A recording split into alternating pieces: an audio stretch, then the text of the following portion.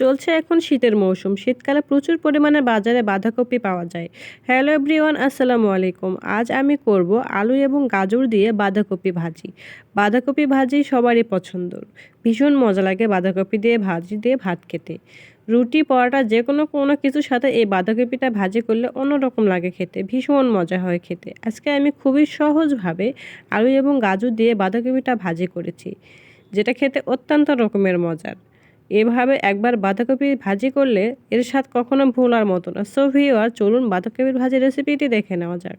বাঁধাকপি ভাজি করার জন্য আমি কিছু বাঁধাকপিকে ছোট ছোট করে কেটে নিয়েছি। তারপরে আমি নিয়েছি এখানে কিছু আলুটাকেও আমি চিকন করে কেটে নিয়েছি, এবং গাজরটাকে আমি সেমভাবে কেটে নিয়েছি। তারপরে আমি বাঁধাকপি ভাজি করার জন্য নিয়েছি পেঁয়াজ কুচি, রসুন কুচি, কাঁচামরিচ এবং শুকনা মরিচ।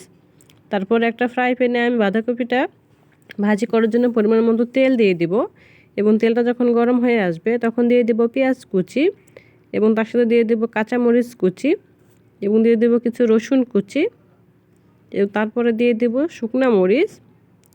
দিয়ে সবগুলো উপকরণ খুব ভালোভাবে ভেজে নিব। যতক্ষণ না পেঁয়াজটা নরম হয়ে আসে ততক্ষণ আমি খুব ভালো করে ভেজে নিব। পেঁয়াজটা নরম হয়ে আসলে তখন আমি দিয়ে দেব পরিমাণ মতো লবণ, এবং দিয়ে দেব একটুখানি হলুদ দিয়ে আমি দিয়ে দেব আলু, এবং দিয়ে দেব গাজর। সবগুলো উপকরণ তারপরে খুব ভালো করে মিশিয়ে নেব। আলু গাজরটাকে প্রায় 2 মিনিটের মতো খুব ভালো করে মিশিয়ে নিয়ে ভেজে নিয়েছি। ভাজা হয়ে গেলে তখন আমি দিয়ে দেব আগে থেকে কেটে রাখা বাঁধাকপিটা কিন্তু খুব ভালো লাগে ভাজি করলে। বাঁধাকপি দেওয়া হয়ে গেলে আমি কোনো প্রকার পানি না দিয়েই ঢাকনা দিয়ে ঢেকে রান্না করে নিয়েছি। প্রায় 5 থেকে 6 মিনিটের মতো হালকা আঁচে রান্না করে নিয়েছি। আর বাঁধাকপিতে কিন্তু অনেকটাই পানি বের হয়। এই পানিটা যতক্ষণ না শুকিয়ে আসে ততক্ষণ আমি জাল করে নিব। তাই একটু নাড়াচাড়া করে দিয়ে আমি জাল করে নিয়েছি, যাতে বাঁধাকপিটা খুব ভালোভাবে সেদ্ধ হয় এবং পানিটাও একেবারে শুকিয়ে আসে। যখন পানিটা একেবারে শুকিয়ে আসবে তখন আমি কিছুক্ষণ পর পর বাঁধাকপিটা ভেজে নিব। আর এইভাবে বাঁধাকপি ভাজি করলে ভীষণই মজা লাগে খেতে।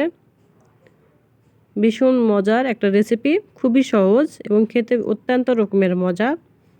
আমি প্রায় হালকা আছে 4-5 মিনিটের মতো বাঁধাকপিটাকে ভেজে নিব।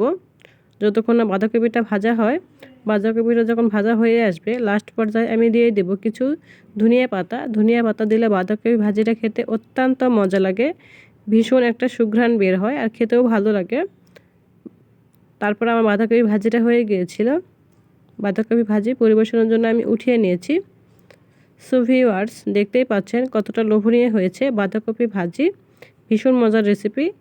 সো ভিউয়ার্স, আমার রেসিপিটা যদি ভালো লেগে থাকে অবশ্যই আমার চ্যানেলটাকে সাবস্ক্রাইব করবেন এবং পাশে থাকা বেল আইকনটি বাজিয়ে দিবেন। আমার চ্যানেলের সম্পূর্ণ ভিডিও সবার আগে দেখার জন্য অবশ্যই সাবস্ক্রাইব করে বেল আইকনটি বাজিয়ে রাখবেন।